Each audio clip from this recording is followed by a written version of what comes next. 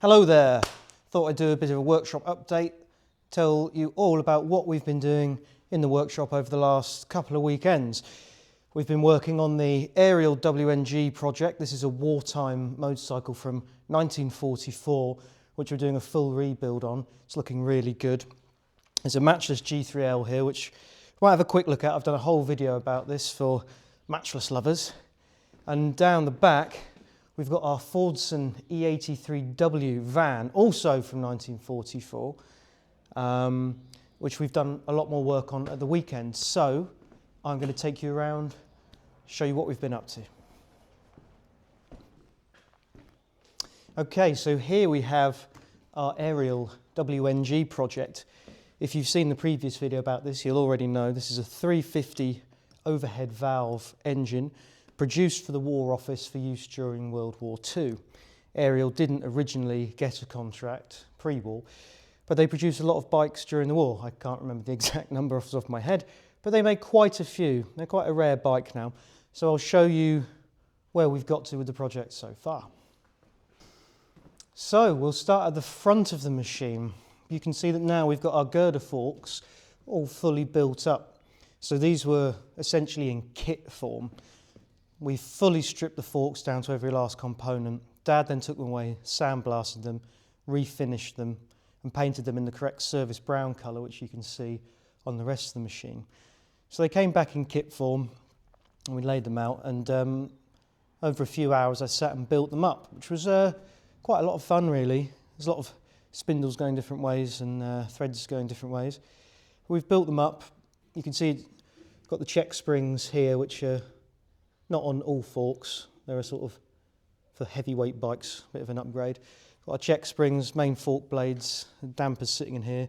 They're all rebuilt. We've got the little washers in there, which just move. We've greased them all, so they're all greased and ready to go. We've then fitted the handlebars in place, and we've trial fitted the canvas grips, and the canvas grips are something that was used on wartime bikes after the rubber shortage. In 1941, they went to canvas. Got an original throttle over here we'll have a closer look at. We've also built up, once the forks are in place, the headlamp, which is the DU142 headlamp. So you can see there, and nice BA cheesehead screws holding it on. And if we can get up here, we can see this is looking really good. So there's the speedo, and that is an original ammeter, which didn't come with the bike. We've fitted that. We've got the correct full position switch. We'll have a closer look at the canvas grips, which are there. The ferrule's missing off this end because we're just trial fitting at the moment, so that's going to sit on there. And over here we've got, that's an original throttle. That's the damper knob there, which is original to the bike. So if we come around here, this is an electronic, this is an electronic regulator. The best place to look at it is here. So it was a 1941 unit, so it's an original wartime one, and this piece on here is a modern replacement solid state example, which will work really well, much better than the old type. You can see, no, it's been put backwards, hang on.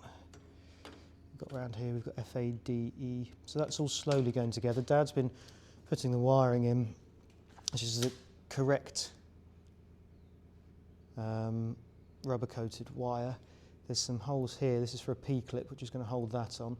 We've been basing everything from the factory photographs, so this wiring run is correct. And where these are, we've put our first metal wiring clip in. This is exactly correct, based on the photographs. The carburettor has been cleaned in the ultrasonic cleaner after being fully stripped. And I've now rebuilt the carb, which looks really good. Trial fitted the primary case. So yeah, that's most of the Ariel. This is an early 1942 Matchless G3L, which came in last week. It hasn't needed much. There was a weep on the fuel line from the fuel tap to the carb, and it was just where the solder was there, a weak point, and it had broken. It hadn't broken, it just fractured just enough to let a bit of fuel through. So I stripped that out, and Dad cleaned it up and resoldered it, so that's all perfect. So yeah, we've had a bit of a ride around on this. It's a really nice bike, which will be off to its new owner shortly. Next, we've got our 1944 Fordson E83W van. Now, the first video we actually made was about this, and we showed you guys sort of generally about the van and around it. We've spent quite a lot of hours on it, as you can see. We've stripped all of the front end off. Now, the idea here is that we want to put it into a khaki finish, into an army finish, because it was made in 1944 and they were supplied to the army and the RAF. This one has wartime history. It was restored in 1991 into this blue livery, but we're going to put it into green. So all the front end has come off. Obviously the wings, there's an inner wing that sits here, that's been taken off, the grille, and then the radiator, which we might have a look at in a second. The radiator is going to be sent off to a specialist, as is the generator, which was sitting here. We'll have a look at that in a second. But with the front end off, we can really get to a lot now. We've got to get in and sand all of this for so we can repaint it. But at the same time, we can now get in and around the engine. I've stripped all the wiring off the bulkhead, coil, battery, various other things, all stripped, marked up as what they are and put away in storage until the rebuild. So let's have a bit of a closer look at what we've got. This is an interesting piece of the van. This is the generator or dynamo, depending on what you want to look at. It's quite a small unit, really. That in itself isn't the interesting part, but this here is. This is a regulator cutout. Now, I was initially quite confused because the only generators I've seen, whether they be on motorcycles or cars, are a 2-coil example with 2 wires going to the dynamo, F and D. This, however, is a single coil example, which I believe just acts as a cutout. Now, I thought this was wrong because the wiring diagrams I'd seen showed a double coil or 2-bobbin cutout and 2 wires going to this. However, I've just found in the last couple of weeks a pre-1945 diagram, and it shows this. So this has been taken off the car. It's going to go off to a specialist. I think it's going to Panks in Norwich, and they will test it, refurbish it as needs be, and set it up. Test this as well. So hopefully the idea is that we'll have a nice charge when we've rebuilt the van. Okay, so here we've got a couple of pieces. These are the window trims which fit in the doors, which have been refinished in gloss black. Now, quite happily, they won't have to be painted again. I had an inkling that they'd be black as a standard commercial finish at the time for these kind of vehicles.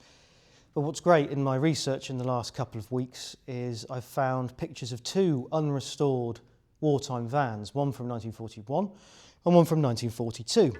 And both of them have gloss black trims, including the trim that runs on the inside around the windscreen. So what's great is we don't have to repaint them. Obviously we would have done if they weren't the right colour, but my hunch was correct.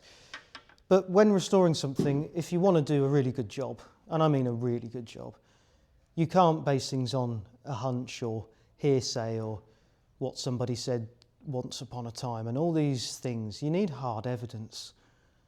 Sometimes it's not possible to find that, but other times it is. If you work hard and you really, really search, you can find it. And in this instance, we've won out because we've got the correct colour, and when it goes back together, I'll be able to look at it and go, yep, that's completely correct for World War II. Nice. The other thing we've got, which again is gloss black, is the fuel tank. Now, if you watch the first video, you'll know that the fuel tank was more or less the first thing to come off the car. It was really bad inside, one of the worst we've ever seen. Loads and loads of corrosion and lumps of all sorts of solidified petrol and who knows what. It was bad. So Dad took it away.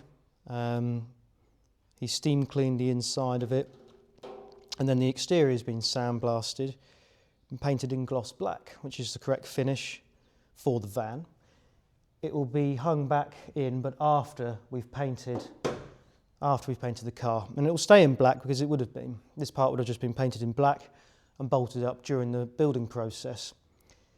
Things weren't painted green necessarily on military vehicles. Yes, if it's a Jeep or a Dodge, I'm sure everything was painted green. There's factory pictures to prove it. It wasn't always the case with British manufacture. Bedford, for example, with the early Bedford MW 1500 lorries, like we've restored, they left the chassis black and the axles black and the back of the brake plates black.